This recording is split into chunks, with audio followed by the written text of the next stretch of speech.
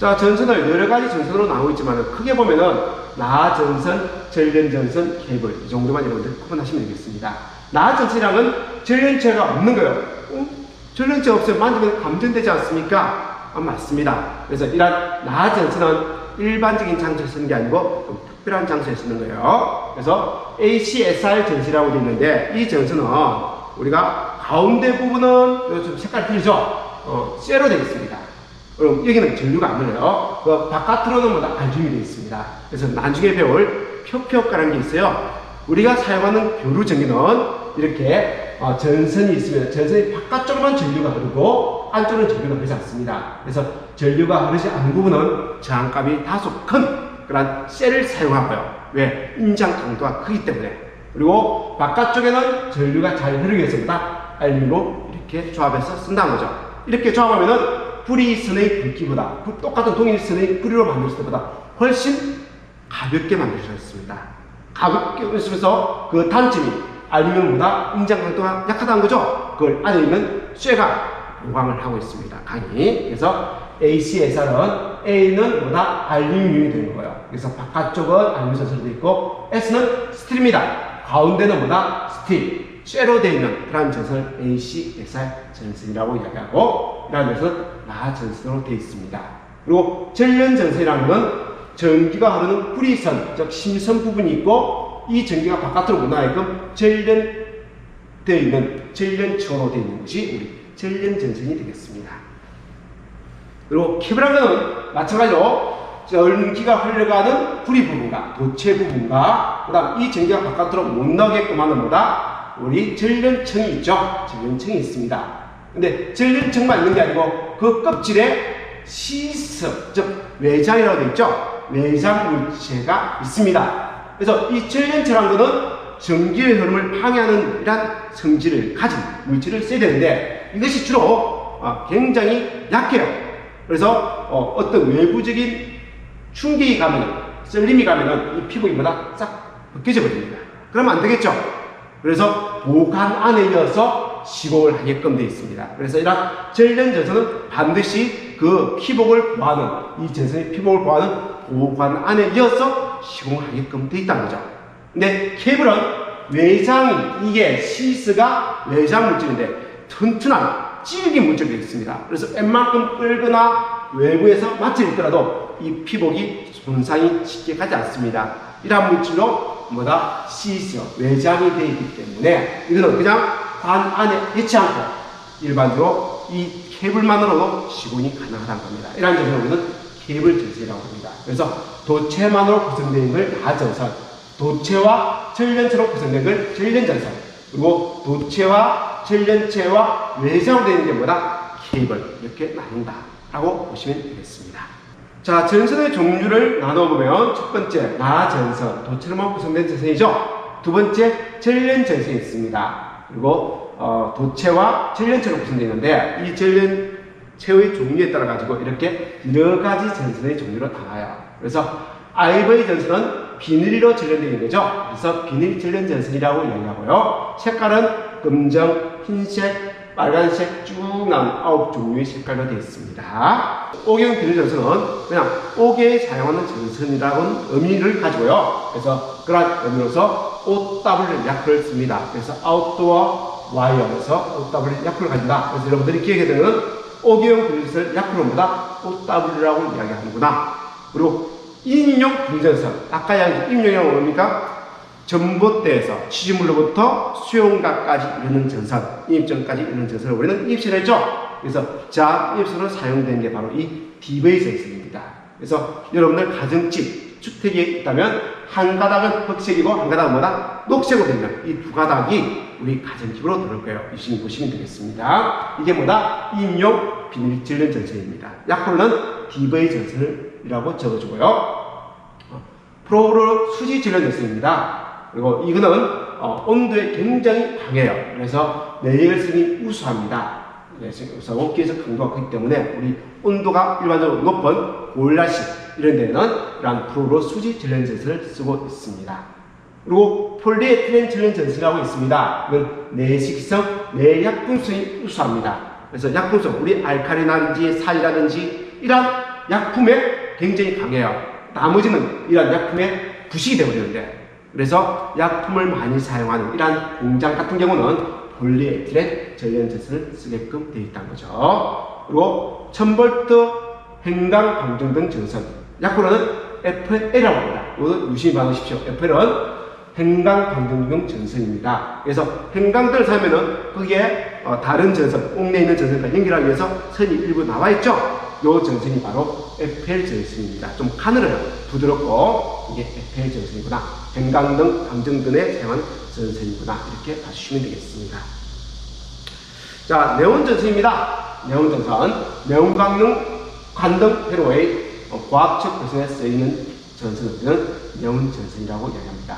자, 약분은 N이 되어 있으면 네온 전선을 의미하고요. H 되어 있는 내연용 전선을 의미하는 전선이다. 이렇게 보시면 되겠습니다. 자, 그리고 나 전선으로 시공을 할 수 있는 부분은 버스 덕터, 금속 덕터는 안 되고요. 부스 덕터는 나 전선으로 시공이 가능합니다. 나중에 버스 덕터 어떤 광금산지를 나중에 이야기 드리겠습니다. 그리고 전선을 이제 나눌 때 약분을 많이 쓰고 있는데요. 그 중에서 뭐 전체적으로 다 암기할 필요 없고, 이 NF가 일반용 유연성 단신 비닐 전선이고, NFI라는 전선은 기기 배선용 유연성 단신 비닐 전선이고, 이런 의미인데 이걸 풀네임으로 이해할 필요는 없고, 약보에 F가 되어 있는 것은 플렉시블이라는 뜻이다. 그래서 유연성이 들어가 있는 전선을 F라는 전자를 쓰고요. 그리고 I라고 되어 있는 전선은 기기 배선용 전선이구나. 이렇게 여러분들 구분해서 사용하시면 되겠습니다. 그래서 여기 보니까 F가 되는 유연성이라는 말이 나왔고요. F와 I가 되기 때문에 유연성 전선인데 기기 배선용에 사용하는 유연성 전선이구나. I가 안 들어가기 때문에 일반용 비닐 전선이구나. 그리고 F가 안 들어가기 때문에 이거는 뭐다? 유연성이라는 말이 없이 I만 들어가기 때문에 기기 배선용이구나. 이렇게 여러분들이 구분해서 이해하시고 이 약보가 이 의미구나. 이렇게 보시면 되겠습니다. 자, 세 번째로 케이블입니다. 케이블을 이제 이야기할 때 이제 일반적으로 CV 케이블, RV 케이블, BV 케이블, EV 케이블 이런 식으로 많이 약표를 적는데 그 약표를 일반적으로 아셔야 되고요. R이라고 되어 있는 고무를 의미하는 약자고요. 그리고 B는 부틸 고무, V는 비닐입니다. E는 폴리에틸렌을 말하고요. C는 가격 폴리에틸렌을 말합니다. N은 프로필렌 을 의미하고 있습니다. 자, 그래서 두 자가 있죠? 두 자. C, 앞에 있는 C자는 전력 물질을 말해요. 뒤에 있는 V는 외장 물질을 말하고 있습니다. 아까 케이블이라는 것은 도체와 그다음 전련체와 외장으로 이루어진 전선이 케이블이었죠.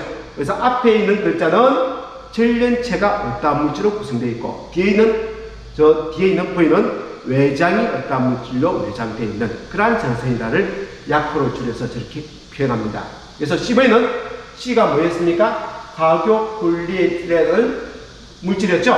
그래서 가교 폴리에틸렌은 뭐 되어 있고 전련이 되어 있고, V는 뭐였습니까? 비닐이었죠.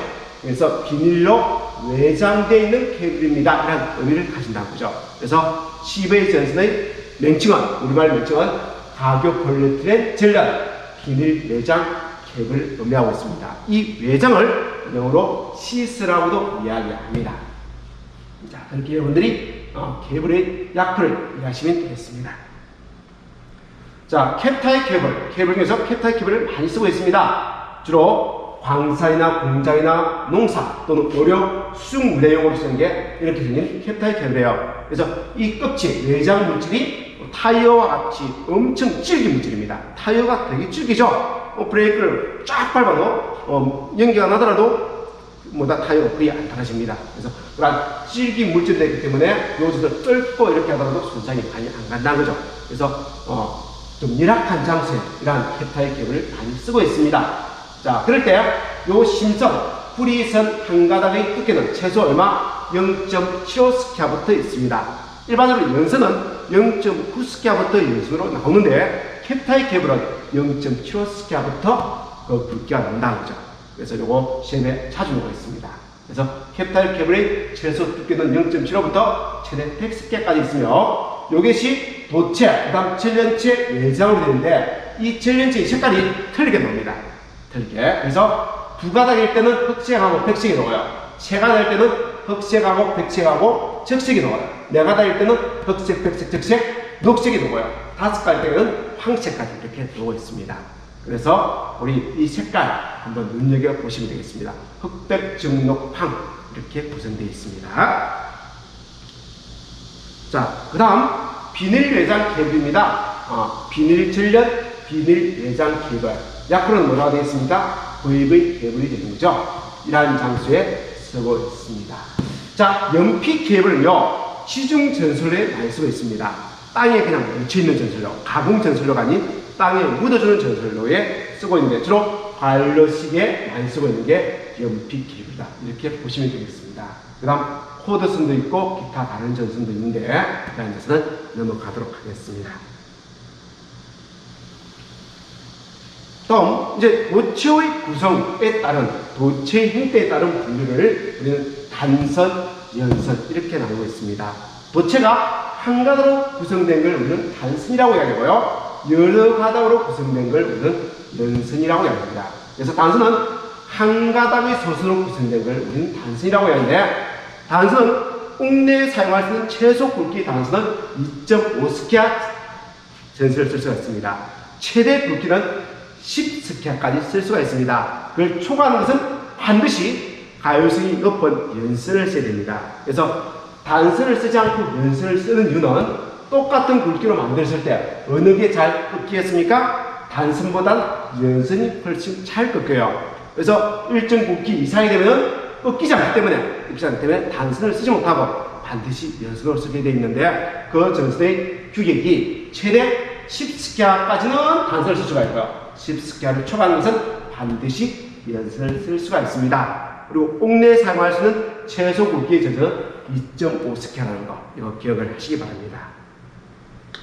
자, 연선은요, 같은 굵기의 전선이 동심원으로 배열되어 있는 이러한 선을 우리는 연선이라고 이야기합니다. 근데 이 전선이요, 그냥 이렇게 쭉쭉 직선으로 나열된 게 이게 뭐다? 꼬여 있습니다. 이 전선은 뭐다? 꼬아서 만든 선이에요. 그래서 이게 나선으로 이렇게 꼬여 있습니다. 직선으로 된 게 아니고, 나중에 보면요, 전선이 이렇게 꼬여서 만들어져 있는 전선을 우리는 연선이라고 이야기한다. 이렇게 보시면 되겠습니다. 자, 연선을 사용하는 가장 큰 이유는 뭐다? 가효성 때문에 그렇습니다. 그래서 10스퀘어를 초과하는 전선은 반드시 연선으로 쓰게끔 되어 있습니다. 최소 굵기는 0.9스퀘어보다 최대 1000스퀘어까지 26종류의 굵기가 나오고 있습니다. 근데 MI 케이블은 1스퀘어부터 녹아요. 캡타이 케이블은 0.75스퀘어부터 녹는다는 거, 이거 기억을 하시면 되겠습니다. 자, 연선의 탄면적을 계산하는 방법입니다. 자, 이게 청수예요. 이게 가운데 한 개가 들어가고요. 그 다음 한 개를 1층, 그 다음 층은 2층 이렇게 나누고 있습니다. 그럼 1층으로 될 때 전선의 가닥수는 몇 가닥이겠습니까? 한 가닥에다가 이렇게 6가닥이 있죠. 그럼 총 7가닥이 될 겁니다. 그래서 1 더하기 6 곱하기 1하면 7가닥이 되고요. 한 층을 더하면은 이게 들어가는 가닥수가 몇 가지냐면 6 곱하기 2, 12가닥이 들어가요. 그래서 1 더하기 6 곱하기 1 더하기 6 곱하기 2가 2층일 때의 전선의 가닥수가 되는 거예요. 3층, 한 층을 더 쌓으면은 거기에 들어가는 가닥수는 6 곱하기 3의 가닥수가 들어가는 겁니다. 그럼 3층 구조일 때의 가닥수는 1 더하기 6 곱하기 1 더하기 6 곱하기 2 더하기 6 곱하기 3까지 더하면은 이 전체의 가닥수가 나오는데, 이 가닥수를 구하는 공식이 이 공식이죠. 그래서 여기 n이 청수가 되는 겁니다.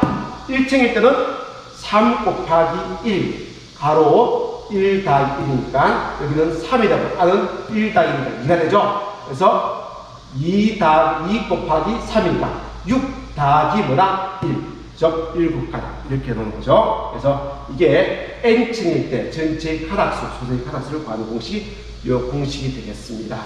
그리고 연선의 바깥지름, 한 개의 지름이 t라면 이 전체 바깥 지름은 얼마가 되겠느냐라는 얘기죠. 1층일 때는 여기 몇 개 지나갑니까? 3개를 지나가지 않습니까? 그럼 이 전체 지름은 t 곱하기 3이 될 거고, 2층일 때는 5개 지나가죠? t 곱하기 5가 될 거예요. 그 바깥 지름을 구하는 공식이 2m 플러스 1 가로 곱하기 t입니다. 이 t는 솥은 한 가닥의 기름을 말하고, 이때 N은 청수를 말하죠. 1층일 때는 2 곱하기 1 더하기 1이니까 3 곱하기 D가 되고요. 이게 3개니까 3 곱하기 D가 되고요. 2층일 때는 2 곱하기 2, 즉 4네요. 더하기 1이니까 5네요. 그래서 5개, 5 곱하기 D. 아까 우리가 생각했던 걸 공식으로 만든 게 이 공식이 되겠습니다. 그리고 이 전선의 총 단면적은 얼마냐? 한 가닥의 단면적이 어떻게 합니까? 4분지 8 T 제곱이 이 한 가닥의 단면적이죠? 여기다 곱하기 얼마? 개수를, 가닥수를 곱하면 전체의 단면적이 나올 겁니다. 근데 그 단면적은 요 면적들이 빠진 거죠. 그래서 이 단면적이 실제 전선의 이 단면적하고는 똑같지 않다는 거죠.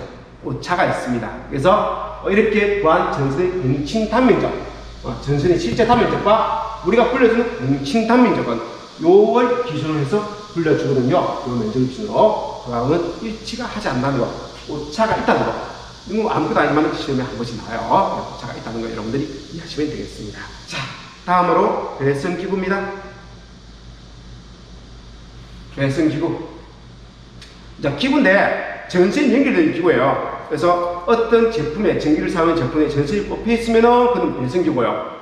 근데 전선이 꼽혀 있지 않으면은, 연결되어 있지 않으면은 뭐다? 이건 배선기구가 아닌 겁니다. 그냥 기구예요. 그래서 전선으로 연결되어 있는 기구는 개폐기나 전멸기나 그다음 콘센트나 플러그나 소켓이나 바지를 창이나 누전 창으로 다 전선이 연결되죠. 그런 기구를 우리는 배선기구라고 말합니다. 그래서 개폐기를 볼게요. 자, 개폐기에 보면 이러한 개폐기를 요즘은 없습니다. 거의 보지 않죠. 개폐기를 우리는 나이프 스위치라고 해요.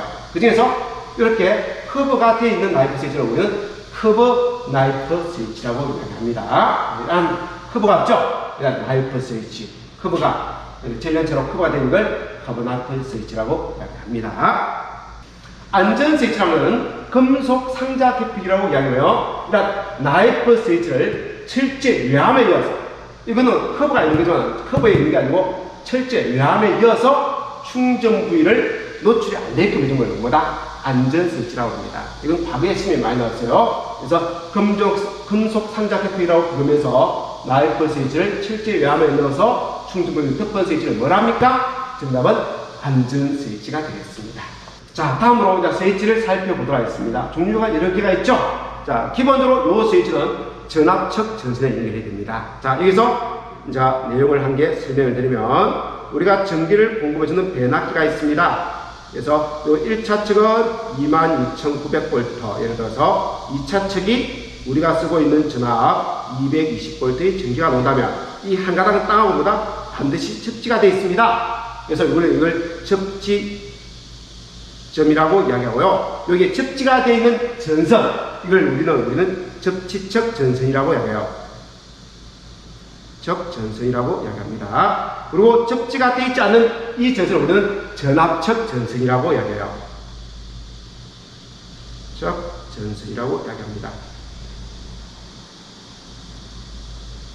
자, 그럴 때 우리 220V의 전압은요, 이 전압측 전선에는 220V의 전압이 나오지만은 접지선은 0V가 된 거예요. 이게 땅으로 연결되어 있죠?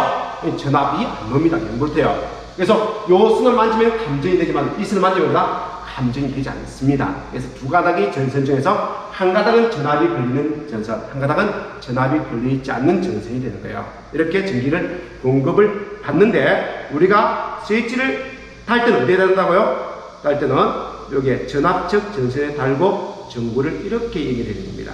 반대로 이렇게 전구를 연결하고 여기에 스위치를 달면 되지 않는다는 거죠. 여기에 달면 안 된다는 겁니다. 여기가 여기에 사람이 이렇게 돼 있는데 스위치를 껐습니다. 그냥 두 개의 전구 다 불이 안 들어올 거예요. 이 상태에서 전구를 교체하기 위해서 내가 전구를 만집니다. 어디에? 땅에다가 디디고 있는 상태에서. 이 사람은 어떻게 했습니까? 여기는 220V의 전압이 가압이 되어 있죠? 그러면 내 손에 220V의 전압이 걸리고 다리는 0V이기 때문에 220V의 전위의 차이에서 인체로 전류가 쫙 돌면서 감전이 되는 겁니다. 되게 놀리겠죠? 물론 감전이 되면 앞에 있는 요 셀룰러 사이에 누전 창을 달까요? 그러면은 0.03초 이내에 창을 뚝 때리면서 사람을 보호할 수가 있을 겁니다만은 충격에 놀릴 겁니다. 자, 이렇게 설정된 겁니다. 안 된다. 이렇게 쓰셔야 된다는 거죠. 그러면은 스위치를 오픈 시킨 상태에서 우리가 요 등을 달기위해서 만지다가 잘못돼서 노출된 부위를 만졌다. 그러다가 감전된다 안 된다? 안 되겠죠. 여기는 몇 볼트니까 0볼트가 전압이 걸리기 때문에 땅이 가면 내가 들고 있는 전압이나 만진 전압이 똑같기 때문에 전이 차가 없기 때문에 감지가 되지 않습니다. 그래서 반드시 이렇게 달아야 된다. 안전을 위해서. 근데 안전을 위해서도 이렇게 달아야 되지만은 이렇게 달아면은 만약에 오픈되어 있더라도 여기 210V의 전압이 들어와 있죠. 그럼 이 등이 오픈하면 등이 바로 꺼지는데 등이 바로 꺼진다 안 꺼진다? 안 꺼져요. 한번 쓱하게 있다가 반딱반딱하게 있다가 한 잠에 다 꺼져요. 왜? 전압은 충전되어 있기 때문에 전류가 흐르지 않기 때문에 일은 하지 않지만 전압이 가비되는 상태이기 때문에 어느 정도 그런 걸 머무고 있다가 꺼진다는 거죠. 심지어는 이게 LED 같은 경우는 안 꺼지고 계속해서 묵묵하게 켜져 있는 경우도 있습니다. 그래서 이렇게 달면은 안전에도 문제가 되고 그리고 등이 정상적으로 소등이 되지 않습니다. 그래서 이렇게 달면 안 되고 전원적 전선에 달아야 된다. 이렇게 이야기하는 겁니다. 일단 스위치를 맹추로 한번 이야기하겠습니다. 이러한 스위치를 우리는 텀블러 스위치라고 그래요. 많이 쓰고 있죠? 많이 쓰고 있는 스위치. 이걸 텀블러 스위치입니다. 가정집에 쓰고 있는 일반적인 스위치를 텀블러 스위치.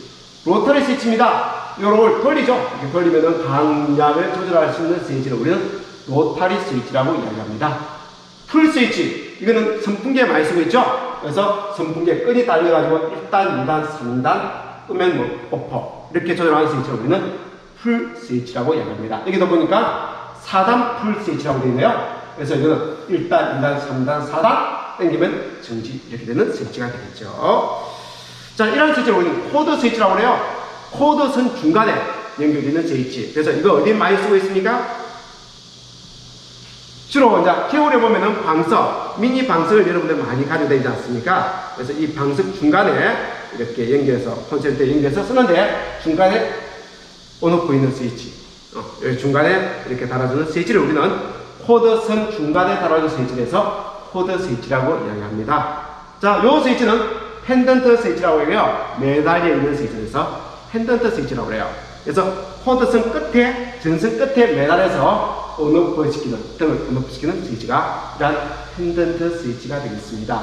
여러분들 등도 펜던트 등이라고 있습니다.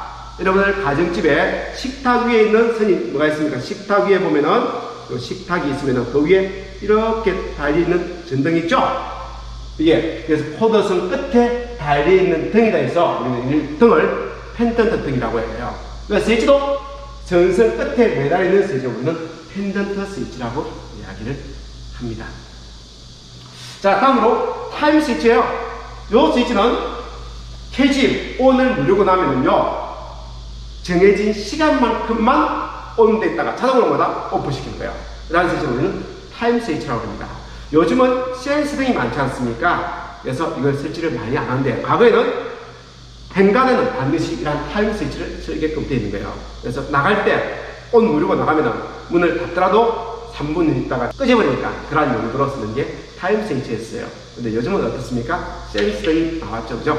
센스 등을 쓰는데 아직도 쉬운 문제는 옵니다. 타임 스위치를 어디에 거실이나 현관 입구에는 타임 스위치를 설치를 하는데 아파트나 주택에서는 몇 분? 3분 이내에 수동되는 타임 스위치를 달아야 되고요. 호텔이나 여관에는 타임 스위치가 1분 이내에 수동되는 타임 스위치를 달아라. 이렇게 규정이 나와 있습니다. 아직도 규정이 나와 있고요. 시험에도 종종 나오고 있으니까 그때 쓰이는 스위치가 타임 스위치구나. 이렇게 보시면 되겠습니다. 자, 그럼 텍스트로 되어 있는 것을 한번 볼까요? 텀블러 스위치는 가장 많이 쓰이는 스위치로서 매입형, 노출형의 스위치가 있습니다. 로터리 스위치는 양을 조절할 수 있는 거죠? 로터리 스위치. 누름 단추 스위치, 일명 연결 스위치라 합니다. 이거는 매입형으로 쓰고 있습니다. 풀 스위치, 끈을 잡아 당겨서 개폐하는 스위치를 우리는 풀 스위치라고 이야기했습니다. 자, 캐너피 스위치. 캐너피 스위치입니다. 자, 풀 스위치하고 비슷한 거예요. 근데 조명기구의 캐너피 속에 사용하는 스위치를 우리는 캐너피 스위치라고 그러는데 풀 스위치와 같은 형태의 스위치입니다. 근데 전등의 전멸 상태가 표시 안 되는 스위치를 우리는 캐너피 스위치라고 해요.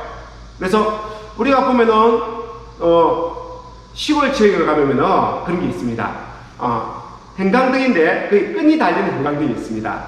그래서 끈을 기다랗게 누워가지고 끈을 한 번 잡아도 이렇게 해주고 한 번 잡아도 끄지고, 그래서 나이 드신 어르신들을 위해 가지고 그런 형광등이 이렇게 판매가 되고 있는데, 그러한 스위치가 뭐다? 캐노피 스위치예요. 근데 한 번 잡아당기면 꺼졌는지 켜진지 그거는 뭐다? 표시는 안 돼요. 잡아당기면은 그냥 꺼지고 한 번 더 들어가면 켜지고, 이렇게 동작하는 스위치를 우리는 캐노피 스위치라고 해야 되고, 전등의 전멸 상태는 표시가 안 됩니다. 근데 풀 스위치는 잡아당기면은 1단, 2단, 3단 켜지는 게 표시가 되죠. 이러한 스위치를 우리는 풀 스위치, 캐노피 속에 들어가 있어가지고 표시가 안 되는 스위치를 캐노피 스위치라고 이야기합니다. 코드 스위치는 기구 중간에, 코드 중간에 넣어서 이렇게 변 스위치를 코드 스위치로, 펜던트 스위치, 아까 봤죠? 코드 끝에 매달려 사용하는 스위치를 펜던트 스위치. 근데 그 펜던트 스위치가 있으면 펜던트 등도 있죠? 우리 여러분들 식탁 위에 있는 등인데, 그게 너무 무거워버리면 그 코드 선이 늘어나겠죠? 그래서 그 무게는 3kg 이하로 제한하고 있다, 이렇게 이야기하고 있습니다. 히터 스위치입니다. 로타리 스위치 일종으로 3단 스위치라고 하고 1단, 2단, 3단으로 그 세기를 조절할 수 있는 스위치를 히터 스위치라고 이야기합니다. 자, 도어 스위치입니다. 문을 열고 닫음에 따라 자동으로 개폐되는 스위치를 우리는 도어 스위치라고 하는데, 여러분들 뭐 조그만 가게 상점에 딱 문을 열고 들어가면은 삐리삐리삐리삐리 이런 소리 나는 스위치 있죠? 이러한 스위치 일종의 뭐다? 도어 스위치가 된 거예요. 그래서 그 문 위에 스위치를 달아서 그 문이 열리고 닫힘에 따라 가지고 스위치가 동작하는 스위치를 우리는 도어 스위치라고 이야기합니다. 자, 다음으로 프로트 스위치라는 게 있습니다. 일명 pu동 스위치라고 이야기하는데, 물의 양에 따라 동작하는 스위치를 우리는 프로트 스위치라고 이야기하는데, 가장 여러분들이 쉽게 보는 프로트 스위치는 변기통 뒤에 물 있죠? 그 물의 양을 조절하는 게 프로트 스위치 일종이에요. 그래서 물을 내리면은, 물이 없으면은 물이 찰 때까지 그 스위치가 열려서 동작하는 거죠. 차고 나면은 그 스위치가 닫혀서 물이 더 이상 공급이 안 되는 그러한 형태의 스위치를 우리는 프로트 스위치라고 이야기하는데, 자, 나중에 프로트레스 스위치라고 나와요. 그래서 나중에 이제 물의 위치에 따라 가지고 모터를 돌려서 물을 퍼내고 올리고 할 때 사용하는 그런 릴레이가 있는데, 그런 걸 프로트 릴레이라고 이야기합니다. 그래서 지금 같은 경우는 여러분들 이해하기 좋게끔 보는 거는 양변기 뒤에 있는 수도관 끝에 매달리는 스위치. 그래서 물이 없으면은 관을 열어서 물을 공급받고, 물이 차면은 그 관을 막아서 물이 공급이 더 이상 안 되게끔 해주는 스위치. 그런 형태의 스위치가 프로트 스위치구나. 프로트는 뜬다는 거예요. 불에 의해서 뜨는 원리를 위해서 물이 얼마만큼 들어와 있느냐에 따라서 동작하는 스위치다, 이렇게 보시면 되겠습니다. 자, 수원 스위치가 있습니다. 수원 스위치는 이렇게 되어 있죠. 자, 선의 중간에 선이 달려있고 선이 달리고, 이 중간에 이런 통이 달려 있습니다. 이 통에 수원이 들어가 있는 거예요. 수원이. 그럼 수원은 금속성이에요. 전기가 흐릅니다. 그러면은 요렇게 달아놓으면은 요 제품이 동작이 되겠죠. 근데 이게 만약에 기울면 어떻습니까? 기울면은, 이렇게 기울면은 수원이 요까지만 차겠죠. 그러면 전기가 흐릅니까 안 흐릅니까? 수원을 통해서 전기가, 금속인 수원을 통해서 전기가 흐르는데 흐르죠. 그래서 기울여지면은 자동으로 끊어지는 거야. 이게 주로 어디에 쓰느냐 하면은 전기 난로, 이런 부분이 너무 계속 전기 난로가 되어 있으면 화재가 나지 않습니까? 그런 부분에 기울어짐을 검출해서 동작하는 스위치로는 수원 스위치라고 이야기합니다.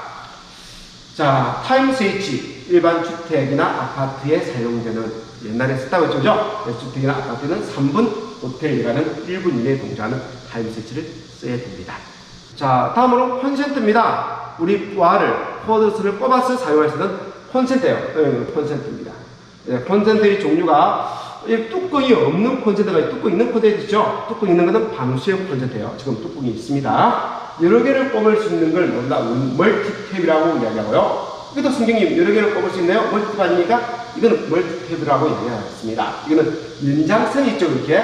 그래서 이걸 테이블탭이라고 해요. 그래서 우리가 작업 때 원하는 책상 위에 이 코드선을 꼽아서 원하는 부분에 와서 테이블 위에 올려서 사용한다 해서 이걸 우리 테이블 탭이라고 합니다. 이걸 멀티탭이라고 이야기하지 않습니다. 공식 명칭은 케이블 탭이 되겠습니다. 그래서 자 콘센트너 뭐 전격이 150V, 300V이 있고 정택 전류는 10A, 15A, 20A, 30A, 50A.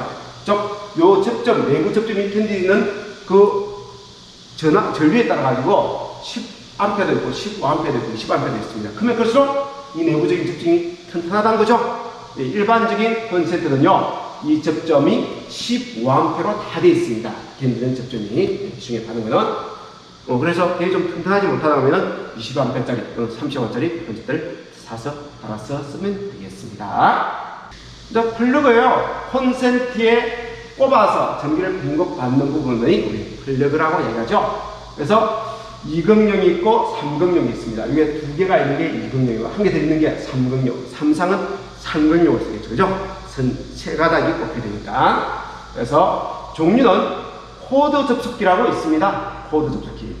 코드를 서로 접속할 때 사용하는 걸 우리는 코드 접속기라고 이야기해요. 코드를 서로 접속할 때. 아이언 플러그라고 있습니다. 아이언 플러그. 그래서 아이언 플러그는 이렇게 되어 있는 플러그죠.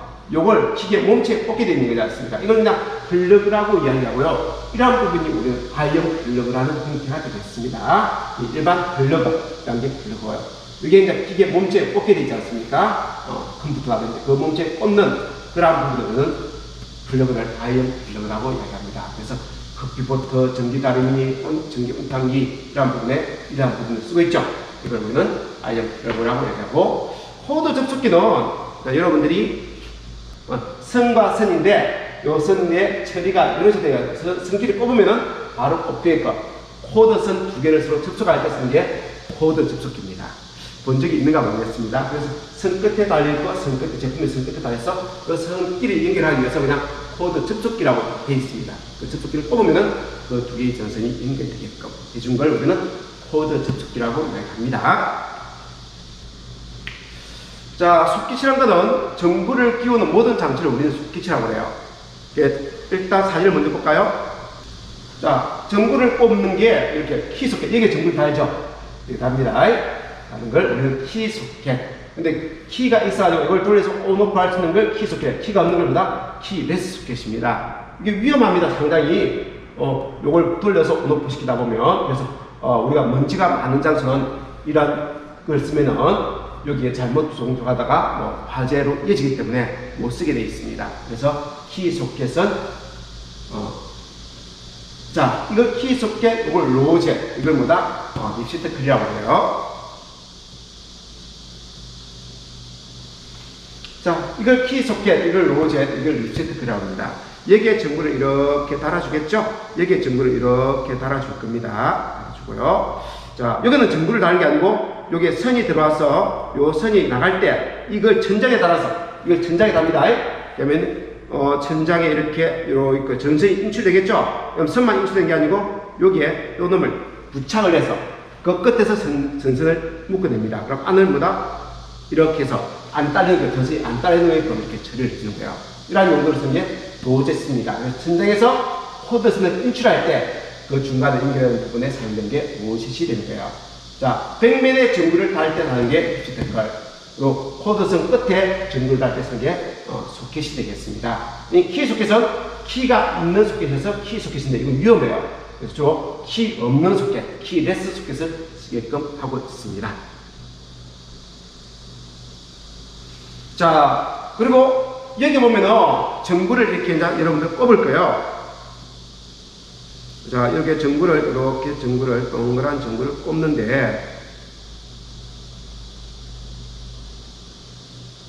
자, 요 부위가 이가 오염이 된 겁니다. 요 부위가 이가 오염이 되고요. 그리고 요 테두리가 요 테두리하고 서로 연결돼서 우리가 전선을 이렇게 두 가닥을 연결하면 요 선을 통해서 안으로 전기가 통하고요. 요 선을 통해서 바깥 테두리를 통해서 요 전기가 공급이 돼서 요 두 개의 전구가 요렇게 돼서 전구가 점등이 되는 구조로 되어 있는 거예요. 이렇게. 근데 우리 전기는 220V가 걸리는 전압적 전선이 있고 0V가 걸리는 접지적 전선이 있죠. 어디에 전압적 전선과 접지적 전선이 연결이 됩니까? 우리가 닿을 때 쉽게 닿을 수 있는 부분이 이 테두리입니까? 가운데입니까? 테두리는 쉽게 닿을 수 있고 가운데는 쉽게 못 닿죠. 그래서 이 테두리에는 접지적 전선을 연결하고 이 가운데는 중심적 전선에는 전압적 전선을 연결해야 돼요. 그래서 이게 220V의 전압적 전선을 연결하고 이게 0V의 뭐다? 접지적 전선을 연결해 쓰는 것이 바람직하다 이렇게 이야기합니다.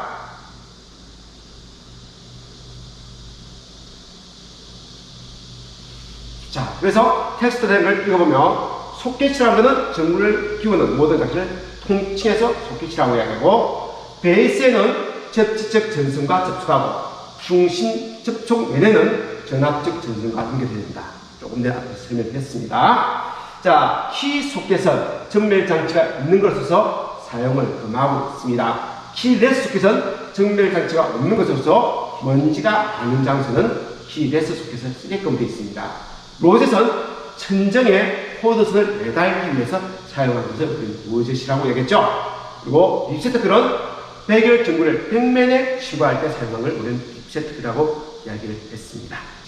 자, 그 다음 전기에 사용하는 공구와 기구 그리고 측정용 계기에 대해서 살펴보도록 하겠습니다. 먼저 게이지라는 게 있습니다. 게이지는 측정하는 거죠. 그래서 와이어 게이지, 버니어, 캘리퍼서, 마이크로미터가 있습니다. 그래서 와이어 게이지는 이런 와이어를 이렇게 이어주죠. 그래서 여기 끼워보는 겁니다. 이 사이에 통과하면은 딱 맞으면은 그것의 규격이 여기 있는 인쇄되어 있는 굵기, 지름이구나 이렇게 측정하는 것이 와이어 게이지입니다.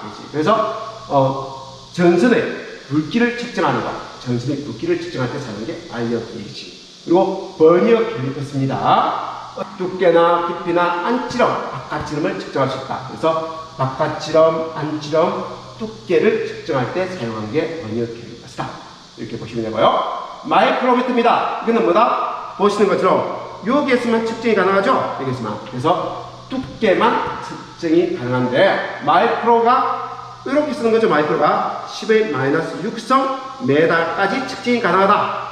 그래서 우리 이 기계는 마이크로미터, 그만큼 정밀한 두께를 측정할 수 있다는 의미가 되는 거예요. 마이크로미터라고 얘기합니다. 이제 전기를 공사 작업할 때 사용하는 공구와 기구에 대해서 살펴보도록 하겠습니다. 모두 다 중요한 겁니다. 일단 텍스트로 된 걸 보기 전에 사진으로 먼저 볼까요? 자, 왼쪽에 있는 이런 것을 뭐라고 합니까? 밴드 또는 키라고 이야기해요. 종류는 약간씩 종류가 차이가 있지만 뭐 할 때 쓰는 겁니까? 관을 말 때, 구부림 작업할 때, 가공 작업할 때 쓰는 게 밴더, 밴딩이라고 해요. 밴딩한다? 이야기하죠. 또는 히키라는 공구가 있습니다. 그리고 파이프 바이스입니다. 빨갛게 생긴 게 파이프 바이스. 파이프를 말 때, 고정할 때 쓰는 거죠. 고정하고 원한다면 줄여서 작업할 때. 그래서 바이스는 고정할 때 쓰는데 파이프를 고정하는 거니까 파이프 바이스라고 이야기하는 겁니다. 자, 그 다음에 그럼 커트기입니다. 파이프 커트기예요. 그래서 이렇게 물고 돌려주면, 계속 돌려주면은 파이프가 조금씩 절단이 됩니다. 그래서 결국은 파이프가 짧게 되는 거죠. 이걸 우리는 파이프 커트라고 이야기합니다. 오스타입니다. 우리가 금속관, 금속관을 작업할 때는 금속관과 금속관 연결하기는 나사산을 내서 그 나사산을 이용해가지고 우리가 접속을 하는 거죠. 그래서 그런 금속관에 나사산을 낼 때 쓰는 게 뭐다? 오스타가 되겠습니다. 오스타. 자, 그 다음 파이프 렌치는 파이프를 잡아서 가공 작업할 때 쓰는 게 파이프 렌치가 되겠죠. 펌프 프라이어 똑같습니다. 배관 작업할 때 쓰는 게 펌프 프라이어, 그걸 파이프 렌치라고 이야기합니다. 록아웃 펀치입니다. 록아웃 펀치. 그래서 보는 것처럼 요 크기가 다 틀려요. 이게 규격이 다 틀립니다. 그래서 큰 구멍, 작은 구멍, 구멍의 크기에 맞게끔 요 끝에 장착해서 유압에 의해서 여기를 이제 위아래로 찍으면 유압이 힘이 전달됩니다. 유압에 의해서 원하는 금속면에 구멍, 원호가 전압계를 달건, 푸시 버튼을 달건, 전류계 달건 그런 동그란 형태의 구멍을 뚫을 때 사용하는 게 뭐다? 록아웃 펀치가 되겠습니다. 록아웃 펀치. 리머입니다. 금속관을 이렇게 자르고 나면, 금속관을 자르고 나면 이 끝이 어떻겠습니까? 굉장히 날카롭죠? 금속관을 자르면 날카롭습니다. 그럼 그 안에 전선을 이렇게 인출해서 냈다면 이 끝부분이 날카롭기 때문에 전선의 피복이 손상이 됩니다. 그래서 이 끝을 닫기 위해서 이런 금속관이 있으면은 그 끝을 닫기 위해서 이렇게 림을 넣어요.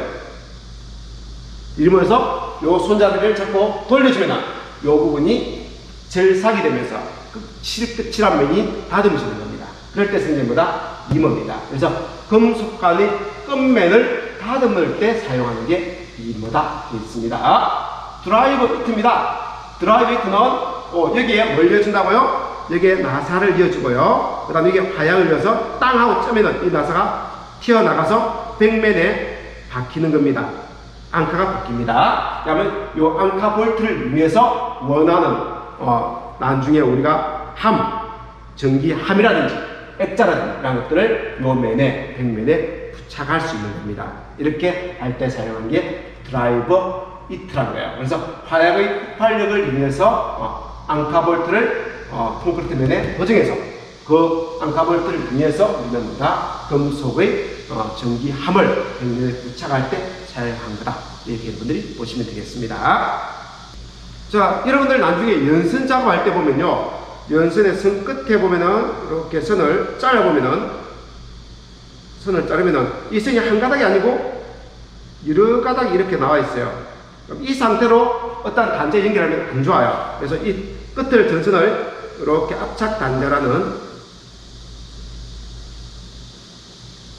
단자가 있습니다. 요 끝에 심선을 이렇게 해가지고 압착을 시켜서 요걸 가지고 요 동그란 면을 이용해서 우리가 원하는 기구에 연결해서 사용합니다. 그래서 주로 연선을 이렇게 원하는 기구에 달 때는 달기가 힘들기 때문에 요 압착 단자를 이용해서 우리가 연선을 원하는 기구에 부착합니다. 이때 이 압착 단자를 압착하기 위해서 사용하는 툴이 뭐다? 프레스 툴이 되겠습니다. 볼트 클리프는 붉은 철선이나 전선을 절단할 때 사용하는 거고요. 홀 쏘는 톱이라는 뜻이에요.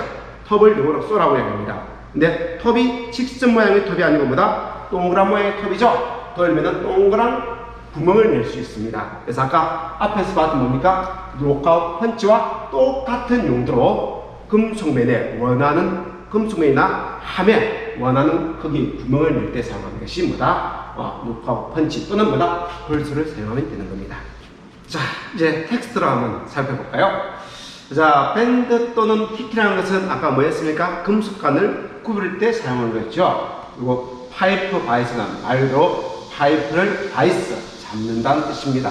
고정할 때 쓰는 거고요. 파이프 커트는 파이프를 커터, 자른다는 뜻이죠. 그래서 금속관을 절단할 때 쓰는 겁니다. 자, 오스타는 금속관에 나사를 낼 때 쓰는 거죠. 나사를 낼 때 쓰는 거고요. 파이프 런치는 말 그대로 파이프가 금속관이 이렇게 나사산이 나와 있죠. 그리고 우리가 금속관과 금속관을 이렇게 연결할 때 중간에 뭔 자재를 쓰냐면은 이렇게 커플링이라는 자재를 써요. 그래서 중간에 안쪽에 앞나사가 나 있는 걸 쓰는 거죠. 이렇게 앞나사가 나 있는 것입니다.